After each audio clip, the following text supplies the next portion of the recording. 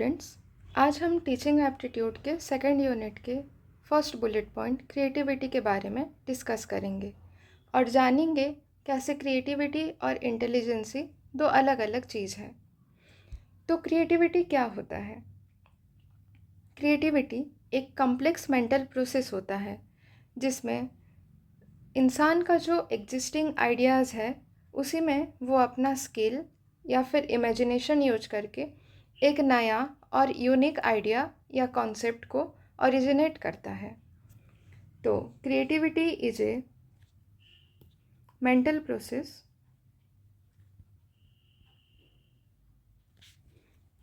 That involves generation of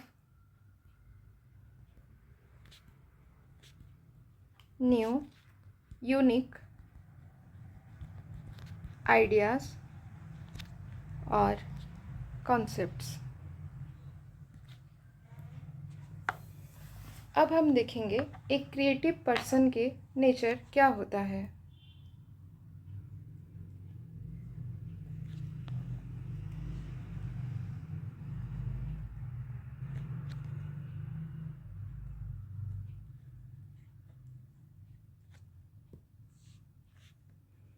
तो एक creative person हमेशा क्यूरियस रहता है या जिज्ञासु रहता है अपने आसपास को लेकर, अपने एनवायरनमेंट को लेकर, अपने सोसाइटी को लेकर, इमोशंस को लेकर, और ये हमेशा नई चीज़ें जानने के लिए उत्सुक रहता है या keen to explore and invent new things. तो क्रिएटिव पर्सन हमेशा क्या होता है कि वो क्यूरियस रहता है और नई चीज़ एक्सप्लोर करने के लिए उत्सुक रहता है।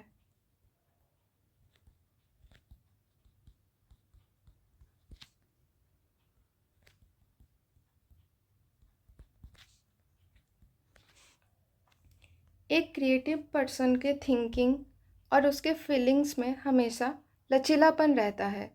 वो कोई चीज़ को हमेशा एक ही डायरेक्शन से नहीं सोचता। वो दूसरों के थिंकिंग, दूसरों के आइडियोलॉजी और आइडिया को भी एक्सेप्ट करता है और उन्हीं के नज़रिया से भी देखने की कोशिश करता है। तो ये हमेशा क्या होता है कि ये फ्लेक्सिबल होते हैं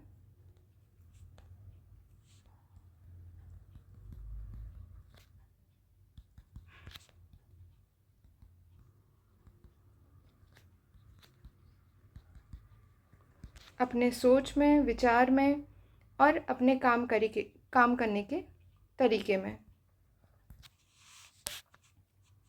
एक क्रिएटिव पर्सन हमेशा सेल्फ डिसिप्लिन रहता है और रिस्क या चैलेंजेस को एक्सेप्ट करने में हमेशा आगे रहता है।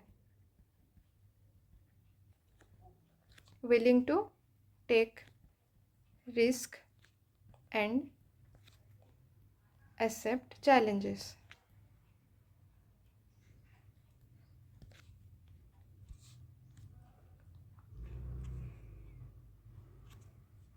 और जैसे हम देखे थे कि क्रिएटिव पर्सन का रूढ़िवादी सोच नहीं रहता, वो अपने थिंकिंग में फ्लेक्सिबल रहता है।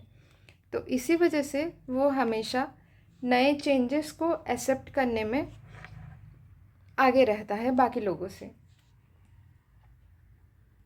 Readiness to change self and the environment.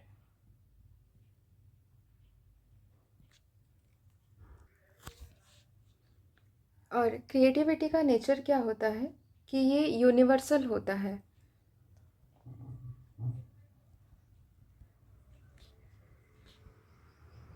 Universal मतलब ये confined to any medium, person, place और जेंडर नहीं रहता।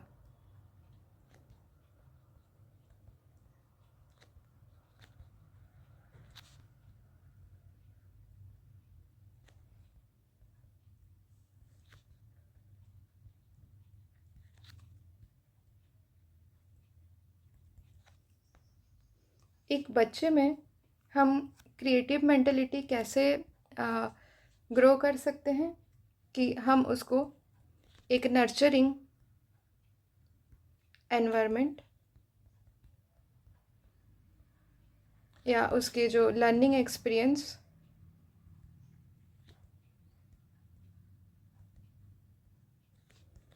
उसके एजुकेशनल बैकग्राउंड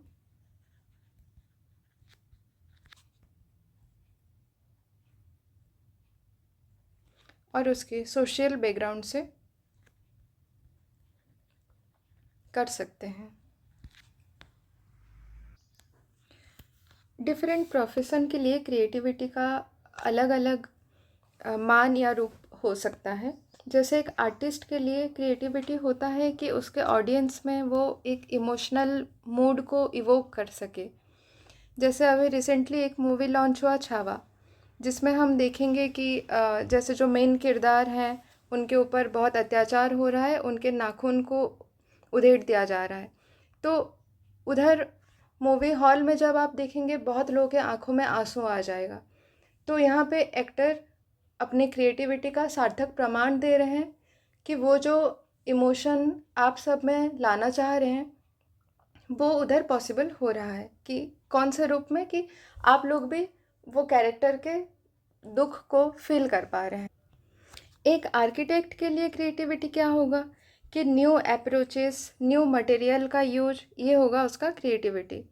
जैसे महाराष्ट्र में ऐसा एक हाईवे है जिसमें हाईवे के साइड में जो बाउंड्रीज बनाया जाता है वो बैम्बू से बनाया गया है। एक सस्टेनेबल डेवलपमेंट के प्रोग्राम के तहत इसको अपनाया गया है कि हम कैसे इजीली बायोडिग्रेडेबल चीज़ों को ऐसे लॉन्ग टाइम के लिए यूज कर सके। तो वो भी जो आर्किटेक्ट उधर इन्वॉल्व हुए थे, जो इंजीनियर्स उधर इन्वॉल्व हुए थे, उनका क्रिएटिविटी का एक उदाहरण है। एक टीचर के लिए क्रिएटिविटी क्या होगा कि उसका ability to discover and apply different method, dynamic method of teaching and learning. एक बच्चा अगर मैग्नेटिक इफेक्ट ऑफ करंट नहीं समझ पा रहा है ट्रेडिशनल मेथड में, तो उसको वो आइदर उस चीज़ को विजुअलाइज कराए या उसके प्रैक्टिकल यूजेस करवाए और उसको समझाए। ये डिफरेंट तरीका जो अपनाते हैं टीचर्स, वो उनके क्रिएटिविटी होता है।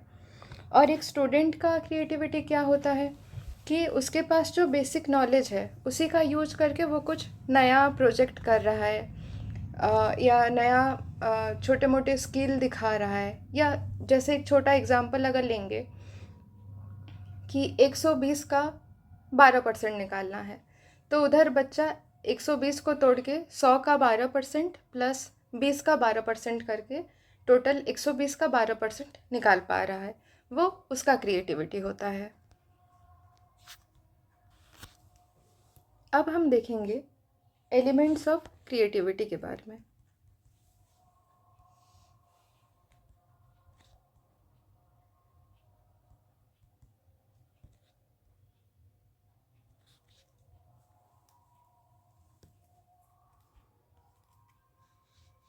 तो जेपी गिलफोर्ड,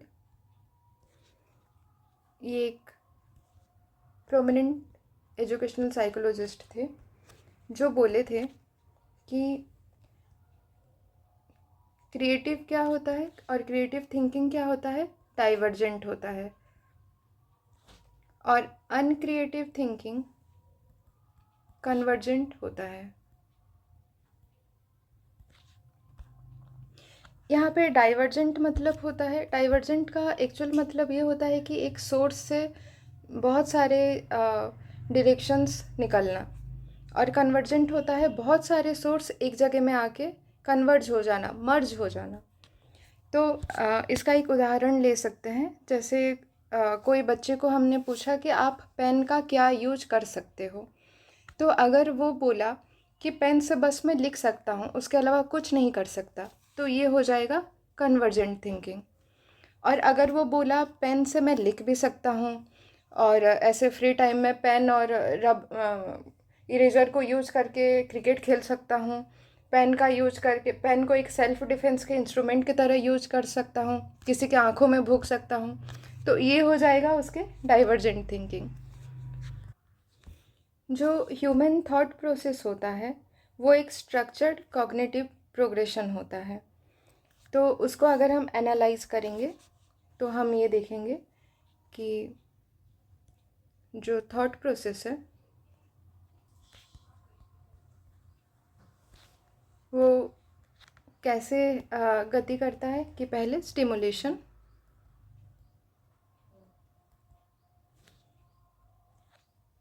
फिर सेंसेशन, परसेप्शन,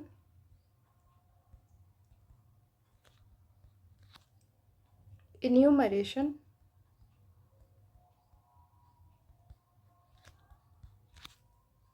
और आखिरी में थिंकिंग। जो परसेप्शन होता है वो दो टाइप में होता है। एक होता है कन्वर्जेंट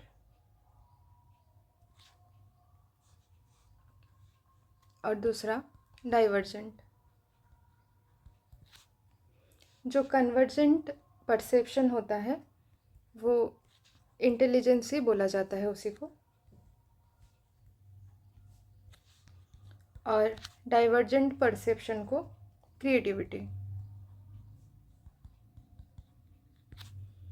और यही क्रिएटिविटी के और 4 एलिमेंट्स होते हैं।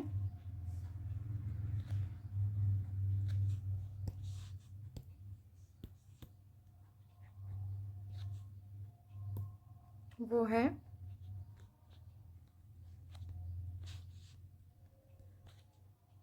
फ्लुएंसी,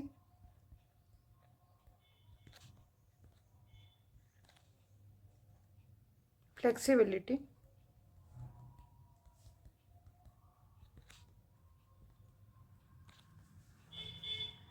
इलेबोरेशन और ओरिजिनलिटी।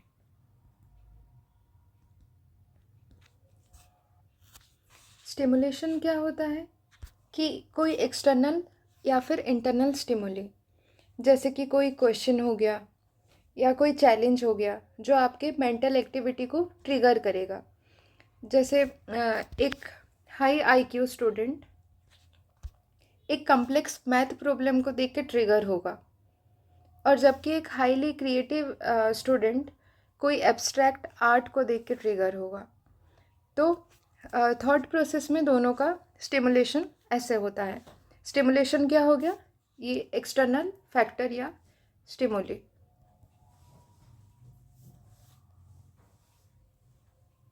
या ये एक्सटर्नल और इंटरनल फैक्टर।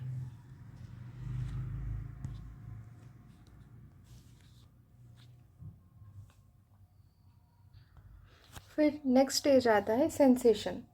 सेंसेशन में क्या होता है, जो ब्रेन है वो रॉ डेटा को रिसीव करता है। कैसे? सेंसरी इनपुट के थ्रू। जैसे हम कुछ देख के सीखे या फिर कुछ सुन के सीखे, विज़न, हियरिंग, टचिंग एट्सेट्रा, ये हो जाते हैं external sensory inputs. Internal cognitive sensations भी रहते हैं, जैसे क्यूरियोसिटी या फिर एक्साइटमेंट, ये सब होते हैं इंटरनल सेंसेशन। सेंसरी में अगर हम एग्जांपल लेंगे, एक हाई इंटेलिजेंस वाला बच्चा एक प्रॉब्लम को लॉजिकली सॉल्व करने के लिए ट्राई करेगा, वो होगा उसका इंटरनल कॉग्निटिव सेंसेशन। और जबकि एक क्रिएटिव बच्चा क्या करेगा कि ऐसा अपॉर्चुनिटी ढूंढता रहेगा जहाँ पे वो खुद को एक्सप्रेस कर पाए, सेल्फ एक्सप्रेशन दे पाए। फिर आता है परसेप्शन। परसेप्शन में क्या होता है कि ह्यूमन माइंड जो होता है, सेंसेशन से हमें रॉ डेटा मिले। परसेप्शन क्या करेगा, वो सारे डेटा को एक ऑर्गेनाइज वे में सजा के रखेगा और उसको इंटरप्रेट करेगा। अब एक हाई आईक्यू और हाई इंटेलिजेंट स्टूडेंट कोई स्ट्रक्चर पजल को सॉल्व करेगा एक प्रॉपर मेथड से। वो हो जाएगा, वो इशू को जिस हिसाब से परसीव किया उसी हिसाब से उसका सॉल्यूशन। जबकि एक क्रिएटिव बच्चा एक चीज़ को जब परसीव करेगा, वो क्या करेगा कि एक ओपन एंडेड अपॉर्चुनिटी को ढूंढेगा, ओपन एंडेड क्वेश्चंस ढूंढेगा, और उसमें वो खुद का राय देगा या खुद के सोच को एक्सप्रेस करेगा, और सेल्फ एक्सप्रेशन उसमें पॉसिबल होगा। इन्यूमरेशन होता है ऑप्शंस लिस्ट करना, या तो फिर अगर एक प्रॉब्लम हम आइडेंटिफाई कर लिए, उसके कई सारे जो सॉल्यूशन के मेथड्स होते हैं या फिर कई सारे वेज होते हैं उसको सॉल्व करने के लिए, वो डिसाइड करना। तो इसमें भी क्या होगा, हाई आईक्यू वाला स्टूडेंट्स ओबियसली वो लॉजिकल वे में, मेथोडिकल वे में जाना चाहेगा, और क्रिएटिव पर्सन जो रहेगा वो दूसरा स्टाइल या फिर थीम से जाना चाहेगा, उसमें उसमें अपना सब्जेक्टिव राय देगा। और आखिरी में आता है थिंकिंग। इसमें डिसीजन और एक्शन बेस्ड होता है। मतलब एक स्टूडेंट एक प्रॉब्लम को पहले क्या करेगा, जो भी एक प्रॉब्लम देखेगा तो वो सेंसेशन में आ गया, और फिर उससे वो जो सीखा वो परसेप्शन में आ गया। जो सीखा मतलब जो वो उसका मीनिंग मेकिंग प्रोसेस हुआ। फिर इन्यूमरेशन में वो क्वेश्चन जो है उसके वेरियस सॉल्यूशन के बारे में सोचेगा, और कोई एक सॉल्यूशन या फिर कोई एक रास्ते में आगे बढ़ेगा, और उसका डिसीजन मेकिंग प्रोसेस होगा, जो कि हो गया थिंकिंग। अब जो वेरियस फैक्टर और वेरियस एलिमेंट ऑफ क्रिएटिविटी हैं वो क्या क्या हैं? फ्लुएंसी, फ्लेक्सिबिलिटी, इलेबोरेशन और ओरिजिनलिटी। तो फ्लुएंसी होता है कि बहुत सारे आइडियाज़ को प्रोड्यूस करना। फ्लुएंसी होता है ability to produce many ideas.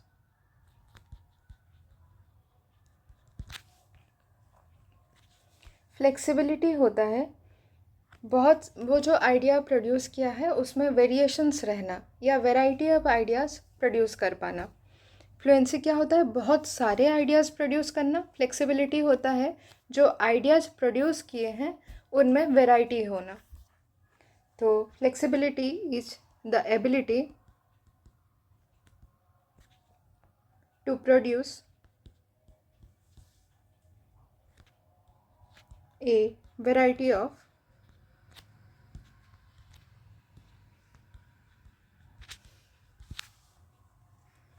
ideas or approaches।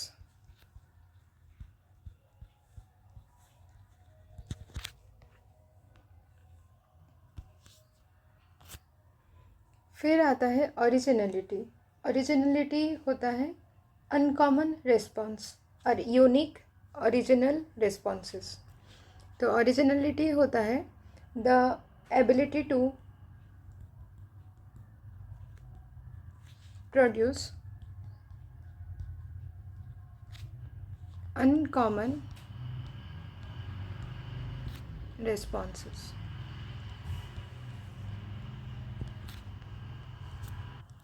और इलेबोरेशन होता है define, the ability to define और परसीव।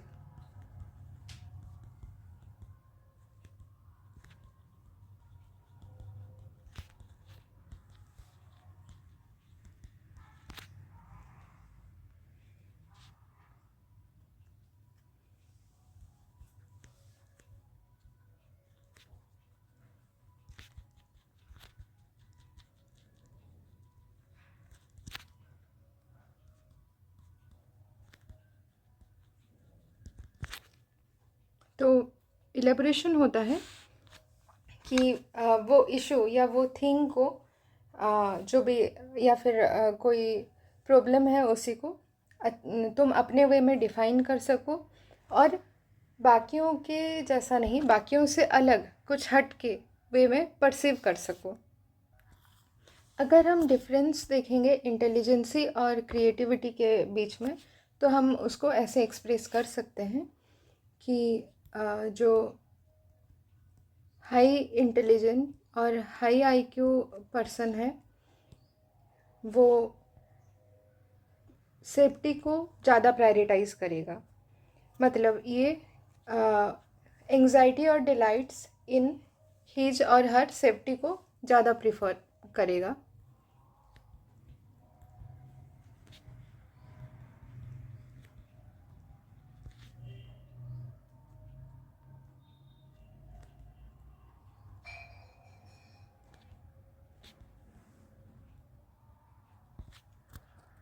मतलब क्या होता है कि एक हाई इंटेलिजेंट पर्सन हमेशा फैमिलियरिटी में जुड़ा रहना चाहेगा और फैमिलियर सिचुएशन में ही रहना चाहेगा, फैमिलियर रूटीन्स में और एक स्ट्रक्चर एनवायरनमेंट में। और वो क्या करेगा कि अननेसेसरी रिस्क लेने में वो हिचकिचाएगा, वो अवॉइड करेगा अननेसेसरी रिस्क लेने में। जबकि कोई अगर हैं स्टूडेंट जिनका हाई क्रिएटिविटी है तो वो क्या करेगा कि वो प्रीफर करेगा ग्रोथ के ऊपर, preferring anxieties and delights of growth. मतलब क्या है कि कोई न्यू एक्सपीरियंस है, कोई रिस्क टेकिंग काम है, एक्टिविटीज़ है, या कुछ अननोन को एक्सप्लोर करनी है, जो कि मतलब एक अनसर्टेनिटी भले आगे दिखे लेकिन उसमें आगे बढ़ना है, तो उसमें कौन ज़्यादा आगे आएगा? एक क्रिएटिव पर्सन। तो यहाँ पे क्या लिख सकते हैं कि एक हाईली क्रिएटिव पर्सन उसको क्या अच्छा लगेगा कि उसको न्यू एक्सपीरियंसेस, रिस्क टेकिंग ये अच्छा लगेगा। और ए हाईली क्रिएटिव एडोलेसेंट में feel excitement and fear that comes from growth, development.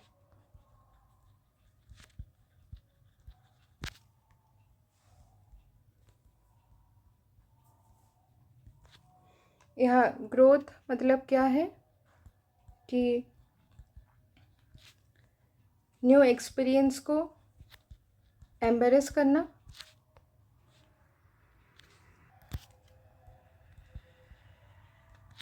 Edit कर देना ना कार्ड।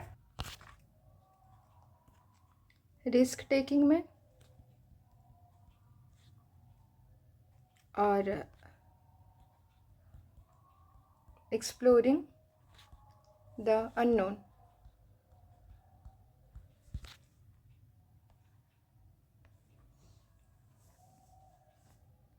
और हाई इंटेलिजेंट इंडिविजुअल्स का क्या नेचर रहेगा कि स्टिकिंग टू फैमिलियर रूटीन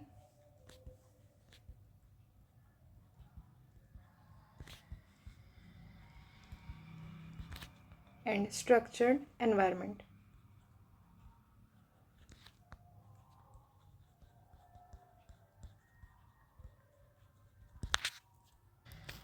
अब हम देखेंगे कि कैसे एक टीचर और स्कूल क्रिएटिविटी को अफेक्ट करते हैं।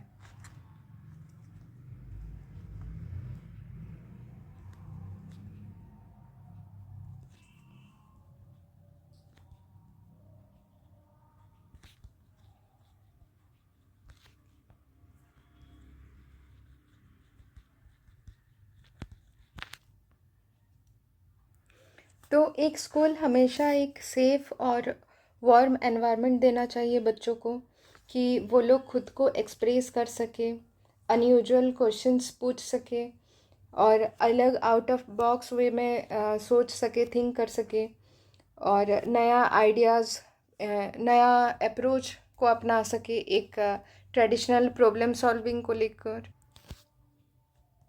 तो एक स्कूल और टीचर क्या करनी चाहिए कि स्टूडेंट्स को पहले अनयूजुअल क्वेश्चन पूछने के लिए एनकरेज करनी चाहिए,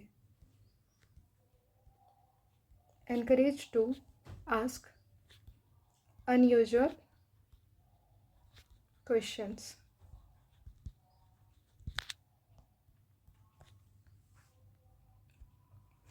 और उनको प्रमोट करना चाहिए उन आउट ऑफ बॉक्स सोचने के लिए।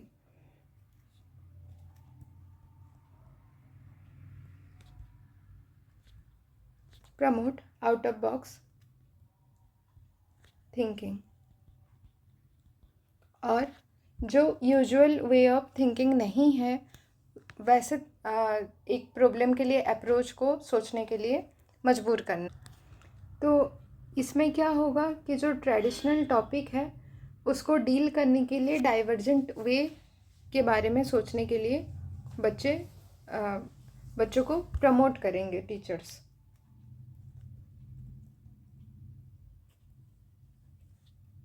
Divergent way of dealing with traditional topic और इश्यूज।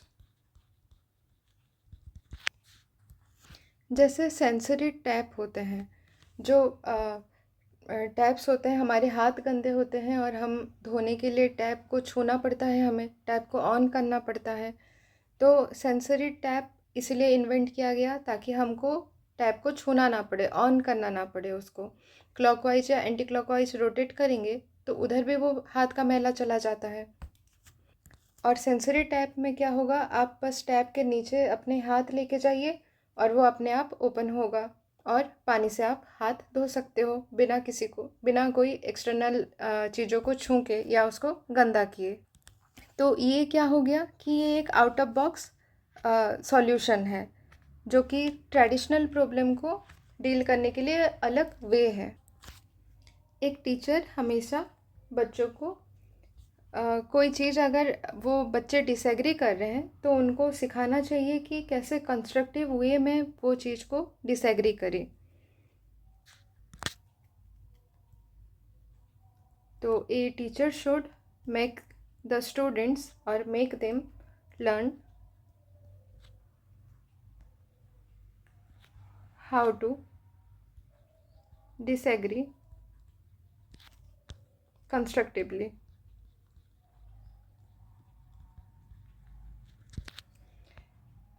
इससे क्या होता है कि हम दूसरों का पॉइंट ऑफ व्यू भी समझ सकते हैं और उससे क्या होगा कि एक पर्सन का डाइवर्जेंट थिंकिंग कैपेसिटी इंक्रीज होता है।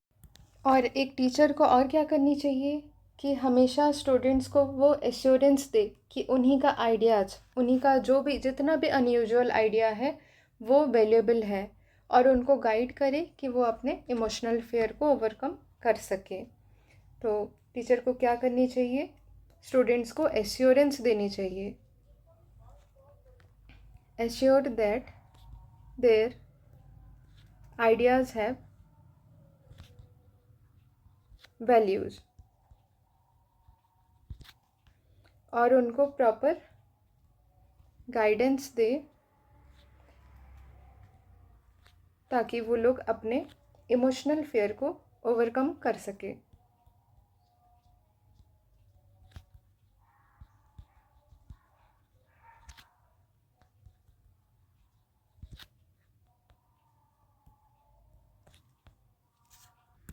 हमेशा एक स्टूडेंट और हमेशा एक स्कूल और टीचर को ये चीज़ भी प्रमोट करनी चाहिए कि स्कूल एनवायरनमेंट में एक हेल्दी डिबेट या फिर डिस्कशन या फिर क्विज कंपटीशंस को,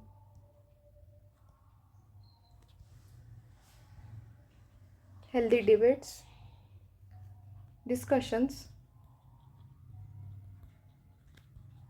एंड क्विजेस को। इसके थ्रू क्या होगा, इसमें भी स्टूडेंट्स दूसरों के ओपिनियंस जान सकते हैं, वो खुद कहाँ गलत हैं वो समझ सकते हैं, वो अपने आप को सेल्फ एनालाइज कर सकते हैं और उनके थिंकिंग कैपेसिटी बढ़ेगा। कैसे बढ़ेगा, डाइवर्जेंट वे में, मतलब एक चीज़ को अलग तरीके से देखने की कैपेबिलिटी बढ़ेगा और इससे उनकी क्रिएटिविटी का विकास होगा। जैसे एक अनयूजुअल क्वेश्चन का हम एग्ज़ाम्पल लेंगे कि 6वीं 7वीं में ग्रेविटेशनल फोर्स के बारे में थोड़ा बहुत बच्चे जान पाते हैं। ज्योग्राफी में वो लोग पढ़ते हैं और उनके साइंस में भी थोड़ा बहुत रहता है। तो एक बच्चा पूछेगा कि अर्थ तो एक गोला है, एक स्फीयर है, तो उसके नॉर्थ पोल और साउथ पोल में एक सिलिंड्रिकल हम क्या छेद कर दिए कि नॉर्थ पोल में कुछ फेंकेंगे तो वो साउथ पोल में निकल जाना चाहिए।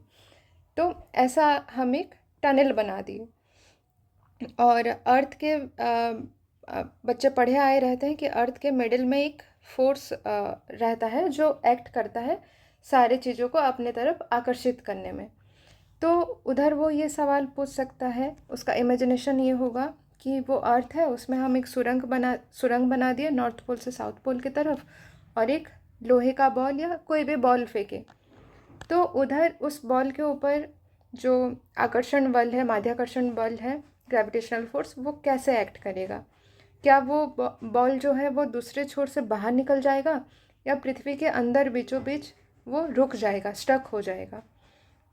तो यहाँ पे अगर आप एक टीचर हो, आपको जवाब नहीं आता हो या जो जैसा भी हो, आप नहीं चाहते कि कोई डिस्टरबेंस हो उस क्लास में, तो वो आप उस स्टूडेंट को डांट दिए कि ये क्या बेहुदे सवाल पूछ रहे हो, ये कोई पूछने वाली चीज़ होती है क्या, और बाकी बच्चे उस पर हंस दिए, तो क्या होगा कि जो उसका क्रिएटिव थिंकिंग है, उसका अनयूजुअल क्वेश्चन पूछने का जो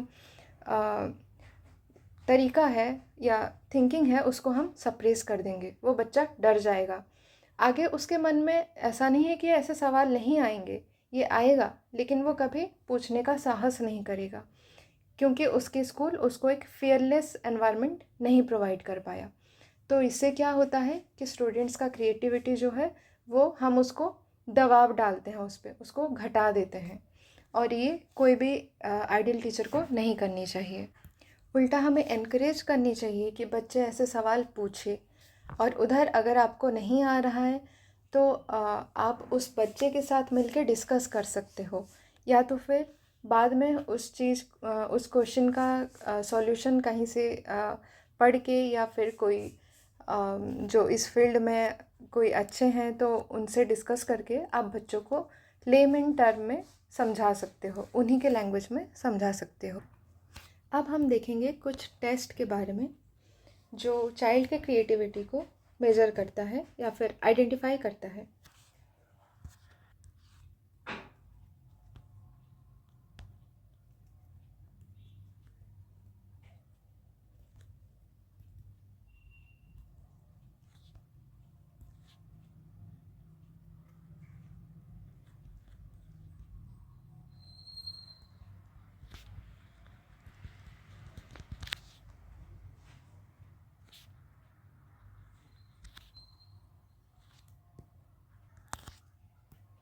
तो यहाँ हम कुछ इम्पोर्टेंट टेस्ट टेक्निक के बारे में देखेंगे।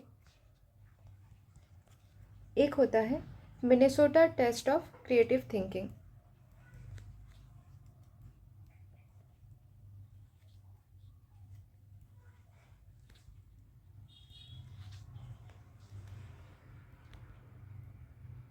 Minnesota test of creative thinking, इसमें क्या होता है कि बच्चों को कई सारे नॉन वर्बल टास्क दिया जाता है।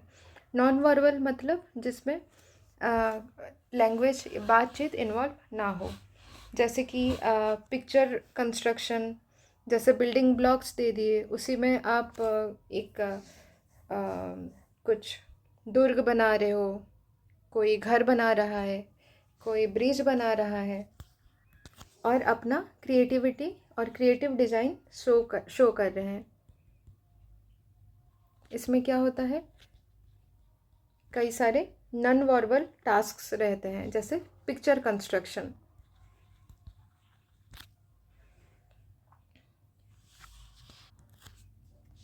दूसरा है Torrens checklist.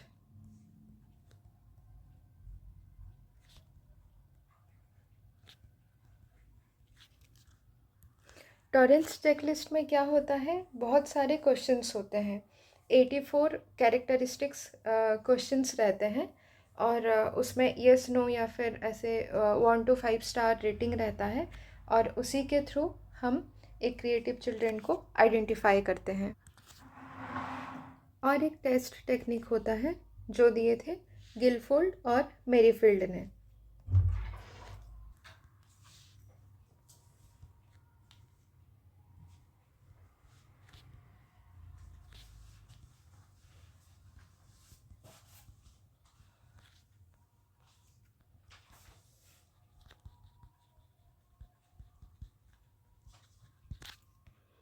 Guilford and Merrifield test technique में क्या होता है कि 5 डिफरेंट तरीके के मेजरमेंट टास्क दिए रहते हैं, जो क्या करता है कि फ्लुएंसी, फ्लेक्सिबिलिटी, ओरिजिनलिटी और रीडेफिनेशन को सर्च करता है, बच्चों में उनका मेजरमेंट करता है। इसके साथ साथ गेजल और जैक्सन और एक टेक्निक दिए थे जिसमें अगेन 5 डिफरेंट मेजर्स रहते हैं क्रिएटिविटी को मापने के लिए, क्रिएटिविटी को मेजर करने के लिए। गेजल्स एंड जैक्सन।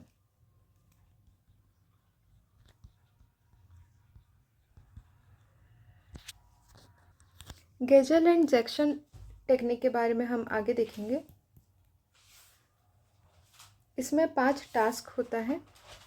पहला होता है कि word association test. Word association test. इसमें क्या होता है कि बच्चों को बोला जाता है कि बहुत सारे वर्ड से या फिर बहुत सारे डिफरेंट कैटेगरी आप खुद डिसाइड कीजिए अपने लिए, अपने आप को डिस्क्राइब करने के लिए अलग अलग वर्ड या कैटेगरी चुनिए। जैसे कोई बच्चा बोल सकता है कि मैं हम्बल हूँ, काइंड हूँ। कोई बोल सकता है कि मैं एग्रेसिव हूँ। कोई बोल सकता है कि मैं ऑनेस्ट हूँ। तो यहाँ पे बहुत सारे कैटेगरी आ गए, जैसे हम्बल, काइंड, ऑनेस्ट, एग्रेसिव। यही सब उनके वर्ड्स हो जाएंगे अपने आप को एसोसिएट करने के लिए। दूसरा होता है use of things test. Use of things test. इसमें क्या होता है कि कोई एक चीज़ दिया जाता है बच्चों को और उनको बोला जाएगा कि आप ये एक चीज़ को अलग अलग कैसे यूज कर सकते हैं, कितने वैरायटी ऑफ यूज कर सकते हैं एक कॉमन ऑब्जेक्ट को। तीसरा होता है hidden shape test. Hidden shape test. इसमें क्या होता है कि एक बच्चे को कॉम्प्लेक्स फिगर्स दिया जाएगा, बहुत सारे कॉम्प्लेक्स फॉर्म ऑफ फिगर्स दिया जाएगा, उनमें से उसको सिंपल शेप ढूंढ के निकालना होगा। चौथा होता है कि 3 डिफरेंट एंडिंग। 3 different ending. इसमें क्या होगा कि एक शॉर्ट स्टोरी या फिर कोई सिचुएशनल स्टडी या केस स्टडी दिया जाएगा बच्चों को। कोई एक छोटा सा स्टोरी आधा सुनाया जाएगा बिना उसके एंड बताए, ओपन एंडेड रहेगा वो। और उनको बोला जाएगा कि इस स्टोरी को एंड करने के लिए आप 3 अलग अलग सिनारियो बताइए, 3 अलग अलग एंडिंग दीजिए। और 5वां है मेकअप प्रॉब्लम्स।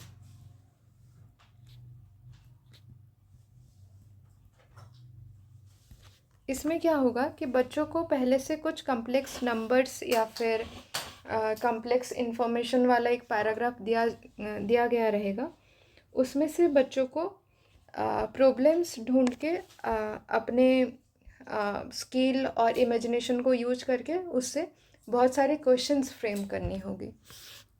तो ये है गेजल एंड जैक्सन के टेक्निक। तो क्रिएटिव चाइल्ड को आइडेंटिफाई करने के लिए हम 4 टेक्निक के नाम आज जाने। फर्स्ट है Minnesota test of creative thinking, जिसमें नॉन वर्बल टेक्निक्स का यूज किया जाता है, जैसे कि पिक्चर कंस्ट्रक्शन हो गया या शेप कंस्ट्रक्शन हो गया। दूसरा है टॉरेंस चेकलिस्ट, जिसमें 84 टाइप ऑफ क्वेश्चंस रहते हैं और उस बेसिस पे मेजर किया जाता है स्टूडेंट का क्रिएटिवनेस को। तीसरा है Guilford and Merrifield test technique, और चौथा है गैजल and Jackson technique. गैजल and Jackson technique में हम 5 टेक्निक पढ़े और 5 डिफरेंट मेजर्स पढ़े। वो फर्स्ट वाला है word association test, use up thing test, फिर है हिडन शेप टेस्ट, फिर आता है 3 डिफरेंट एंडिंग टेस्ट और मेकअप ए प्रॉब्लम टेस्ट। तो इस वीडियो लेक्चर में हम डाइवर्सिटी इन लर्नर्स के फर्स्ट बुलेट पॉइंट क्रिएटिविटी के बारे में डिस्कस की।